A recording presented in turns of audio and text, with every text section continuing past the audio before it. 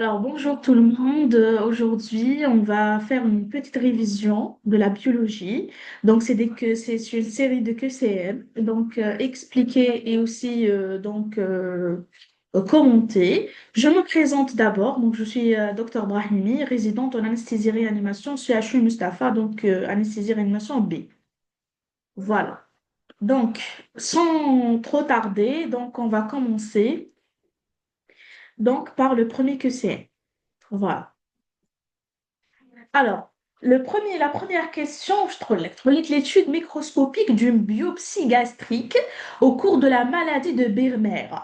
Donc, retrouve réponse fausse. Il faut cocher ici la réponse fausse. Donc, une seule réponse fausse.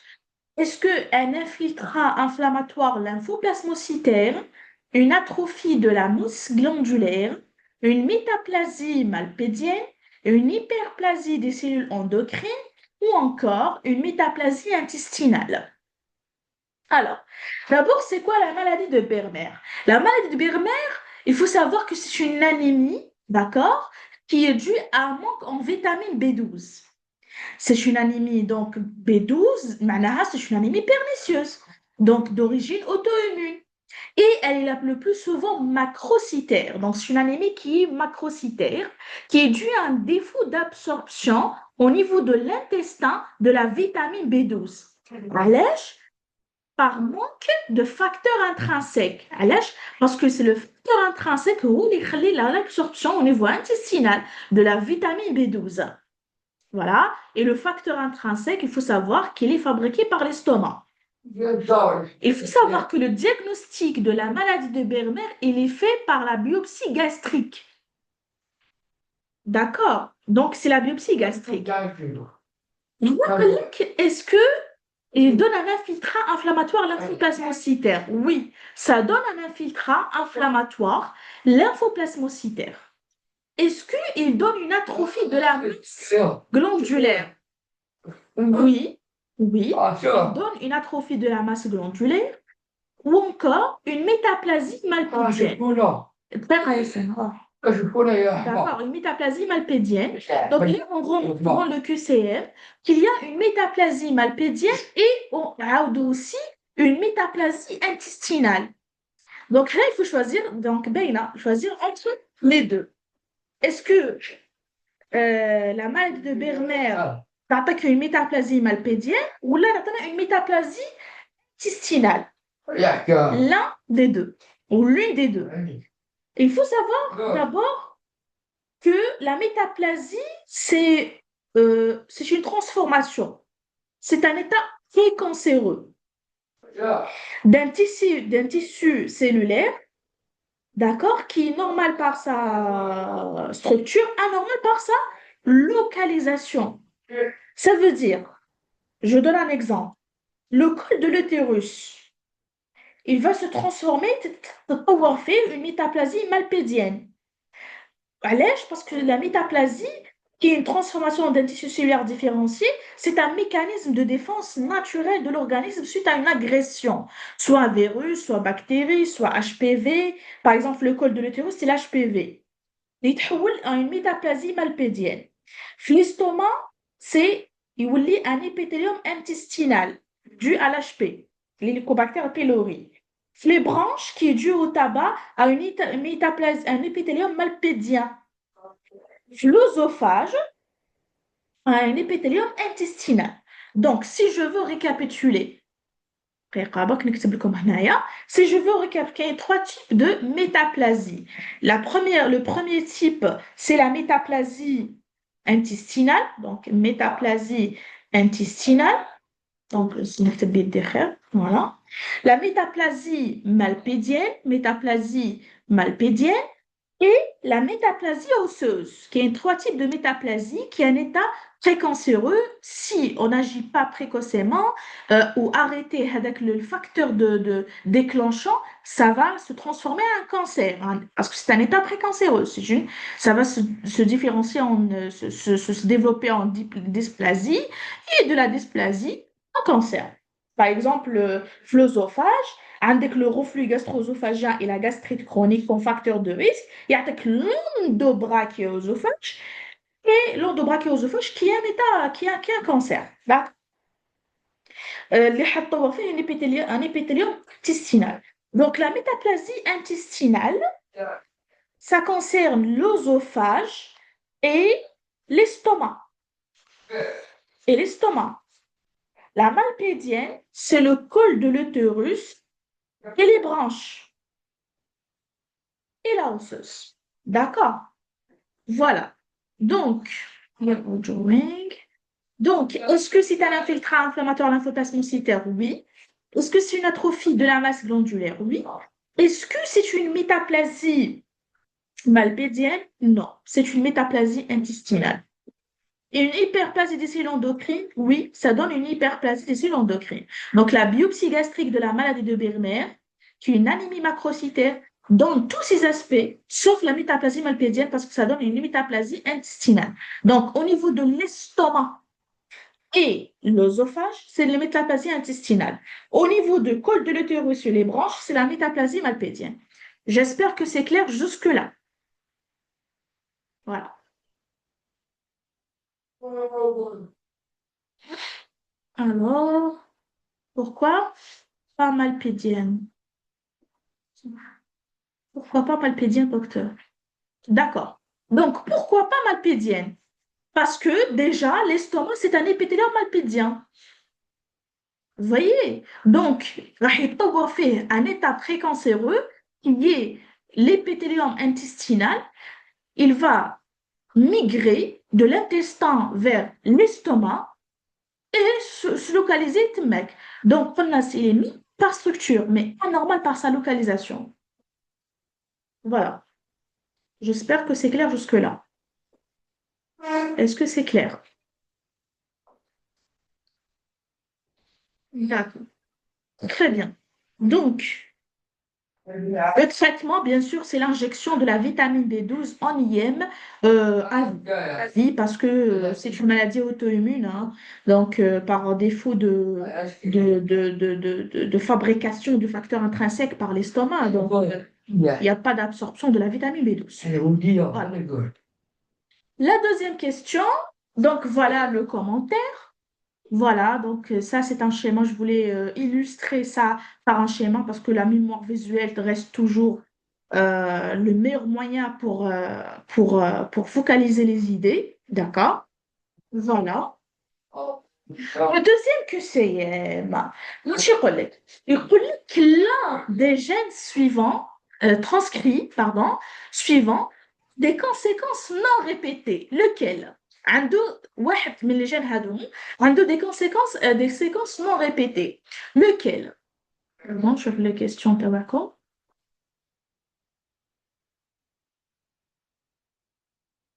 Très bien, très bien. Donc, c'est le gène housekeeping. Housekeeping. Pourquoi? Parce qu'il faut savoir qu'il y a deux grands types. Je ne sais pas ce que je schématise très ou là, bon, c'est un l'idée. Voilà. Qu'il y a un ADN de type, qu'il y a deux classes d'ADN. Qu'il y a l'ADN, pourquoi? Alors, qu'il y a deux types d'ADN. Qu'il y a l'ADN répétitif et l'ADN non répétitif. L'ADN qui est non répétitif. D'accord? Très bien. Sur l'ADN répétitif, il y a aussi deux types. عندك l'ADN hautement répétitif ou عندك l'ADN non répété. Ça, très bien. Dans l'ADN, c'est bien, dans l'ADN qui est hautement répétitif, c'est l'ADN satellite. Les لقاوها في les centromères et les télomères. وشنو هما généralement qui sortent c'est quand? C'est les gènes des histones, d'accord? Les gènes spécifiques de l'ARN et les gènes d'échéla d'immunoglobine, des immunoglobulines, pardon, de la globine. هذا c'est l'ADN satellite qui est hautement répétitif. نروح moyennement répétitif يعني رانا في الدوزيام هنا في le moyennement répétitif عندك qui sont répétés en tandem et ceux qui sont répétés dispersés. Les répétés en tandem, c'est les microsatellites et les mini-satellites. Ça demande en tandem. Les répétés dispersés avec les signes, les lines, les LTR et les transposants. Très bien. Nous retrouvons la deuxième catégorie ici. L'ADN non répétitif. C'est un ADN à copie unique ou très bon. On connaît le non répétitif ou la très peu répété. C'est généralement l'ADN à copie unique. Généralement aussi, ça concerne les gènes de classe 2. Et on donne des exemples comme les gènes de la globine, de l'actine et de la myosine et le housekeeping gène et les pseudogènes. Voilà. Normalement, vous saurez répondre maintenant. Est-ce que c'est clair jusque-là? Les gènes transcrits non répétés, c'est le housekeeping. On ne vous attend pas. Mais on ne vous attend pas. D'accord.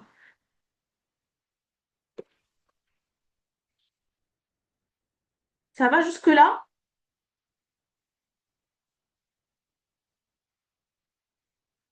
Très bien. Donc, bon, très bien. Donc, نعاود. Les gènes, نقسمهم en deux. Un ADN répétitif, ADN non répétitif. L'ADN répétitif, عندك hautement répétitif, c'est l'ADN satellite, les gènes des histones, les gènes spécifiques de l'ARN, et chez là, les immunoglobulines et les globines. D'accord? Et ceux qui sont moyennement répétés, avec ceux qui sont répétés en tandem, ce sont les microsatellites et les mini-satellites. Et répétés dispersés, ce sont les SILE, les LINE, les LTR et les transposants. On est d'accord. Donc, avec l'ADN qui est non répétitif ou la très peu répété, c'est un ADN à copie unique. Ça englobe le housekeeping gène, les pseudogènes et les gènes de la globine, l'actine et la myosine. Est-ce que c'est clair jusque-là? Donc, la réponse juste, c'est la A. Effectivement. D'accord? Est-ce que c'est clair jusque-là? Donc, on peut avancer. Très bien. Très bien. Donc, on peut avancer. BQCM numéro 3. وش يقول لك le récepteur soluble de la transférine RSTF. Réponse fausse. D'abord, je la transférine. La transférine, c'est une protéine de transfert de fer. On est d'accord. Donc, c'est une protéine qui transporte le fer. Très bien. C'est quoi le récepteur soluble de la transférine, le RTF? C'est quoi le RTF? Le RTF, c'est un récepteur qui se lie à la transférine. D'accord. Donc, le RTF, c'est un récepteur qui se lie à la transférine. Soit le solide, soit le membranaire exprimé par les globules rouges. Très bien. Il faut savoir qu'en cas d'anémie, ou chez Sarah en cas d'anémie, le fer ينقص. Et le fer ينقص, la transférine, la saturation, le fer qui est en cas d'anémie, la saturation de la transférine en fer ou de fer en transférine, ou shisalha, la saturation تنقص, ça veut dire la liaison, la saturation est à la liaison. La liaison تنقص et donc la transférine sera plus libre et donc la transférine augmente. نعاود, je ne sais pas ce que c'est clair jusque-là. نعاود. En cas d'anémie, le fer ينقص. Alors, oui, très bien, ça. Très bien. Donc, le fer, تاعنا رايح ينقص. Et donc, la transférine, elle راح تزيد parce qu'elle sera plus libre. Elle sera plus يعني, libre. Voilà. Mais la saturation, تنقص. Voilà. Donc, en cas d'anémie, le fer ينقص. La transférine تزيد. La ferritine. Maintenant, la ferritine. وش صار لها la ferritine? La ferritine, la ferritine, elle va diminuer. Donc, là, c'est la transférine. Transférine. Là, c'est la ferritine. La ferritine. La ferritine, وش حتصير لها? La ferritine, elle رايحة تنقص. C'est une protéine c'est une forme de stockage du fer. La ferritine تنقص Et le récepteur RTF soluble رايح يزيد en cas d'anémie. Soluble, hein, رايح يزيد parce qu'il sera libre. C'est le même mécanisme que la transférée. J'espère que c'est clair jusque-là. Voilà. Une information aussi لازم تعرفوها, c'est que en cas d'inflammation, le récepteur RTF, il sera normal. RTF. Bon, RTF, voilà. RTF, il sera normal en cas d'inflammation. Donc, واش نستنتج باللي راهو n'est pas influencé par l'inflammation parce qu'il est normal qu'il n'est pas influencé par l'inflammation le récepteur HADR en cas d'inflammation. Même la ferritine en cas d'inflammation, soit elle est normale, soit elle est augmentée. Voilà. نعاودوا له la question تاعنا. Ou je trouve que la question, le récepteur soluble de la transférine est la forme circulante tronquée du domaine extracellulaire du récepteur membranaire de la transférine. Ça, c'est juste, oui, c'est une forme soluble tronquée du domaine extracellulaire du récepteur membranaire de la transférine. Oui. Est un paramètre sensible et très précoce des carences en fer. Oui. C'est un paramètre sensible et très précoce des carences en fer. Son taux est normal dans l'anémie des maladies chroniques, oui, parce qu'en cas de qui avec anémie de manière chronique, quelqu'un qui a une anémie chronique, le taux de ce récepteur il sera normal. N'est pas influencé par l'inflammation, ça c'est juste. Son taux est diminué dans l'anémie fériprive. Ça, c'est faux parce que le RTF, le récepteur soluble de la transférine, le RTF, RSTF, augmente en cas d'anémie. Son taux augmente dans l'anémie fériprive parce que qui ose le faire, la transférine augmente et donc le récepteur soluble augmente dans le sang. Je ne sais pas ce que c'est clair jusque-là. On va voir les messages. Donc, c'est la E. Très bien. Très bien. C'est exactement ça. Voilà, j'espère que c'est clair. Voilà, en cas d'inflammation, le RTF est tout à fait normal. Voilà. Oui, merci. De rien. Voilà notre récepteur de la transférine, structure et rôle. Donc, soit elle est soluble, soit elle est intramembranaire. Donc sur les globules rouges, les érythroblastes, soit sous forme soluble circulante dans le sang. Voilà. La quatrième question. Là, c'est une question purement fada. Je vous conseille d'utiliser mon carnet, la microbiologie. Mais si quand même les modules, c'est mon carnet, attention, attention, attention. C'est mon carnet, la microbiologie. Oui, merci, merci Adam, c'est juste. D'accord. Donc, c'est un mon carnet. Je ne sais pas, Adam, qu'est-ce que tu utilises comme source la microbiologie. Mais Anna, à l'époque, mon carnet, c'était très suffisant. وين قريت باللي les مفلوس influencés نقدر نستعمل les C3G sont sensibles au C3G.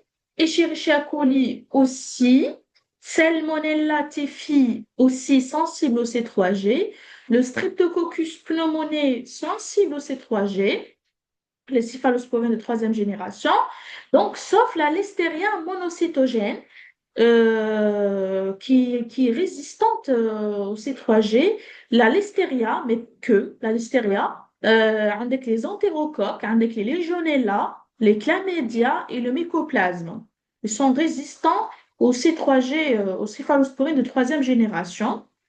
Donc, la Listeria monocytogène, le traitement de choix, c'est l'ampicilline et la gentamicine. Comment calculer le dosage de la gentamicine? C'est 5 à 8 mg kilo par jour, donc dose unique. Donc 5 à 8 mg kilo par jour, dose unique, diluée dans 200 cc de sérum salé isotonique, IVL, IV lente. Voilà, donc résistance naturelle au C3G, cifotaxime, et résistance aussi au C1G normalement, des C1G normalement, et la cholestine. La cholestine aussi, c'est résistant à la cholestine. La listeria monocétogène, c'est le même que résistance au C3G avec la listeria, les entérocoques, Legionella, chlamydia et mycoplasme. Voilà. Non?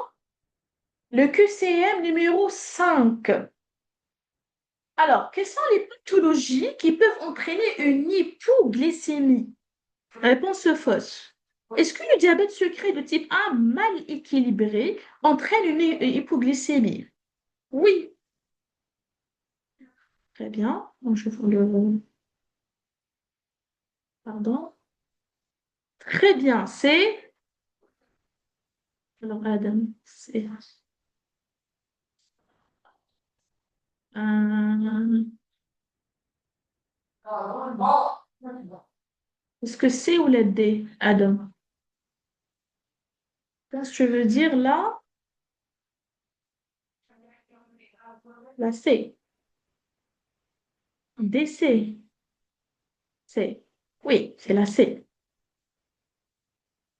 Désolée, pas de souci. Voilà. Donc, le diabète sucré de type 1 mal équilibré peut donner une hypoglycémie, d'accord? Parce que le pancréas ne produit plus d'insuline. C'est une maladie auto-immune, le diabète de type 1.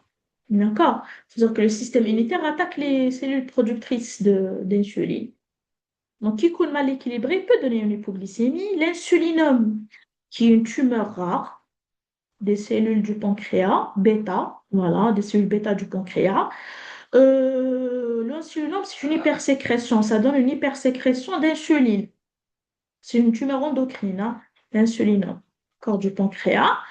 Et le principal symptôme, c'est l'hypoglycémie à jeun, l'insulinome, l'hypersécrétion d'insuline.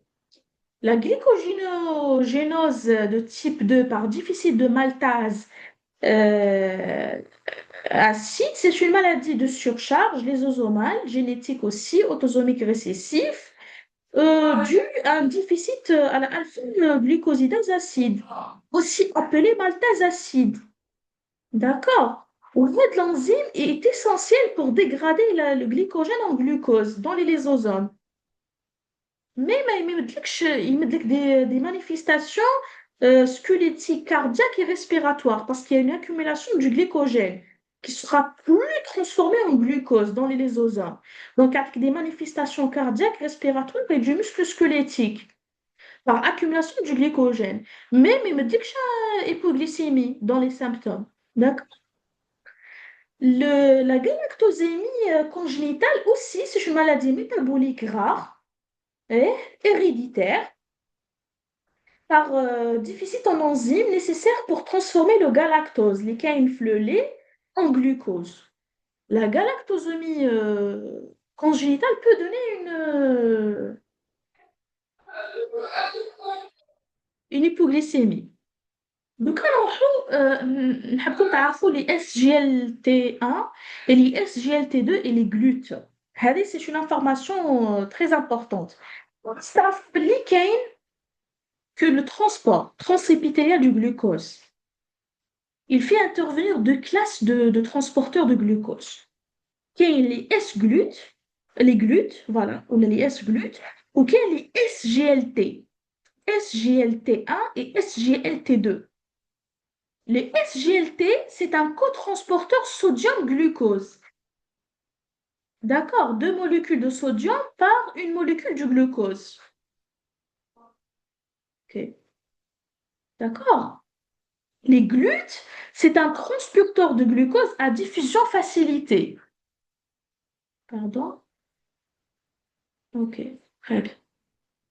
Voilà. Donc, la différence entre bon, هذه هي SGLT ou le GLUT. Le GLUT, c'est un transporteur de glucose à diffusion facilitée. On a le même mécanisme, c'est le transporteur, c'est le transport du glucose, c'est la réabsorption du glucose. D'accord. وعندك في الاس جي ال تي عندك الاس جي ال تي 1 والاس جي ال تي 2 وكاين حتى الاس جي ال 3. Les SGLT1 كاين في l'intestin وكاين في le rein. Ou le SGLT2 كاين في le rein principalement. بصح le SGLT2 il transporte un ion de sodium pour une molécule de glucose. Par contre, le SGLT1, deux molécules de sodium par une molécule de glucose.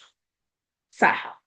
لازم تعرفوا aussi باللي هنا قال لك le déficit en SGLT1. Le déficit en SGLT1, oui, il donne une hypoglycémie parce que le SGLT1 joue la principale fonction تاعو, c'est la réabsorption du glucose au niveau rénal et intestinal, au niveau du segment S3 du tube contourné proximal.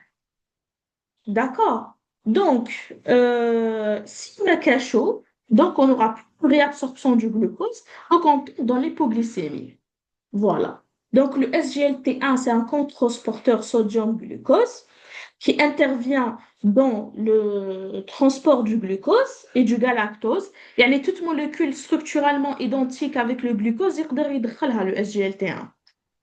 Bien sûr, le mécanisme, c'est un sympore, d'accord? Voilà, si je ne me trompe pas, où l'expression augmente en cas de diabète de type 2 et en cas d'ischémie myocardique. Oui, إذا لقيت l'expression تاع ال SGLT1 طالع, معناها soit le patient il est diabétique type 2, soit il a une ischémie myocardique, il développe un IDM ou là une ischémie myocardique. C'est très important. Ça, c'est une nouvelle étude, les nouvelles recommandations. Pour les le SGLT1, c'est un pourvoyeur d'ischémie myocardique. D'accord? Voilà. Donc, la réponse fausse, c'est la C. La glycogénolyse type 2 par déficit de la maltase acide. Voilà les points clés. La maladie de Pompe, la glycogénolyse de type 2, l'insulinome, la galactosémie congénitale et comme le support après, bien sûr. Bon. Le cytosquelette. Le cytosquelette. Alors, il faut savoir que, même encore la question, le cytosquelette, il est composé de trois types de polymères fibreux protéiques. Trois types de polymères fibreux protéiques. Ils sont cytosoliques ou là nucléaires. C'est les microfilaments d'actine, les filaments intermédiaires et les microtubules. Le cytosquelette ما هو إلا عبارة عن trois types de polymères fibreux protéiques qui sont soit cytosoliques ou la nucléaires. Plus des protéines associées. Bien sûr, plus de protéines associées.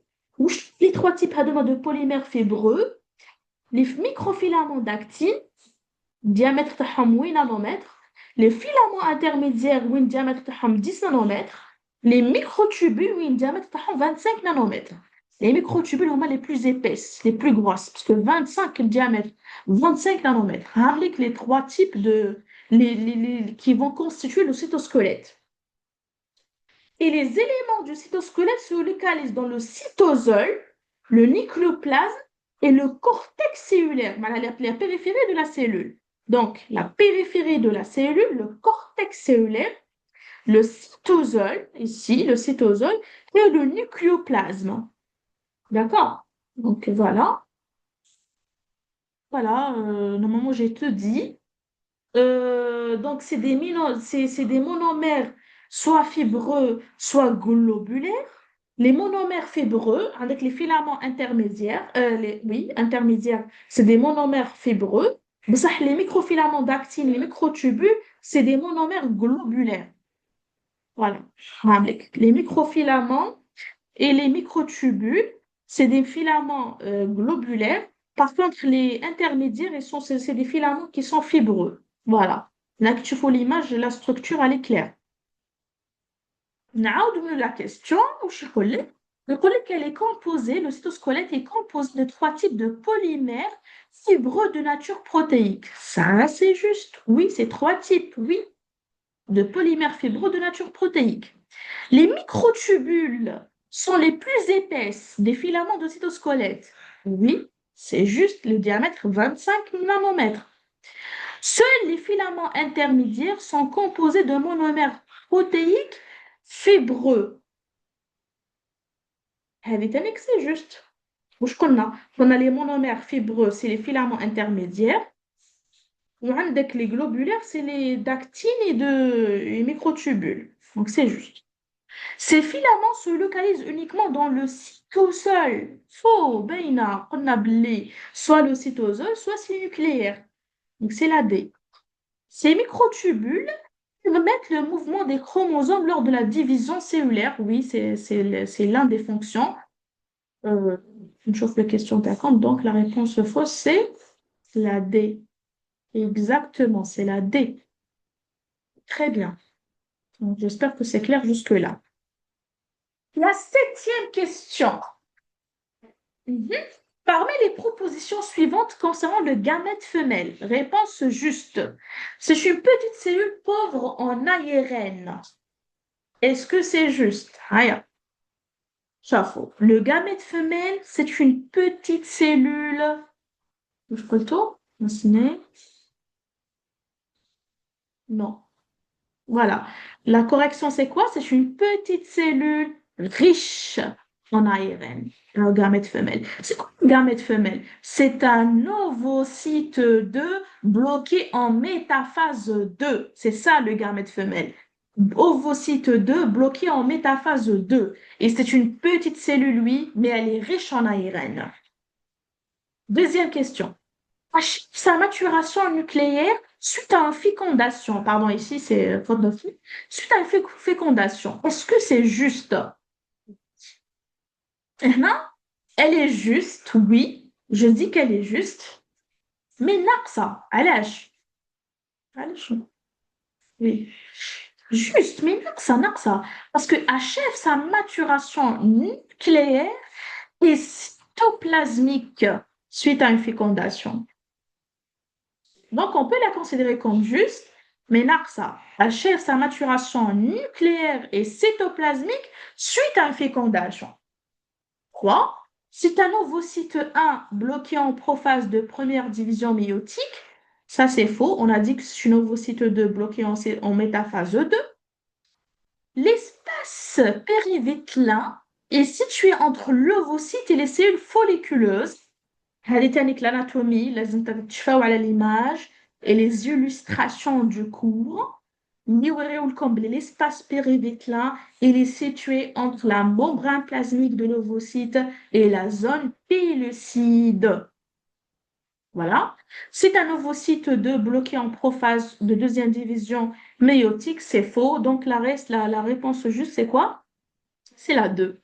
Malgré Wikaya Naqsa Shui, parce que, bon, la 2, non, c'est la 2. C'est pas la 5. Réponse juste. 2. Ah, métaphase. Oui. On a parlé de prophase. Exactement. OK. Très bien. Donc, attention à ça. Donc, c'est une petite cellule qui est riche en ARN. C'est un ovocyte 2 bloqué en métaphase O2. Achève sa maturation nucléaire et cytoplasmique suite à une fécondation. Ça, c'est juste. Et voilà, donc la zone pellucide, l'espace périvételin est situé entre la membrane plasmique de l'ovocyte et la zone pellucide. Et voici un schéma qui montre ça, avec la zone pellucide ou avec la membrane plasmique de l'ovocyte. Entre les deux, c'est l'espace périvételin. Donc les schémas, tu as le cours, la mémoire visuelle, c'est important. La dernière question pour la dernière minute. Alors, donc la thyroperoxydase, c'est quoi la thyroperoxydase? C'est la TPO. La TPO,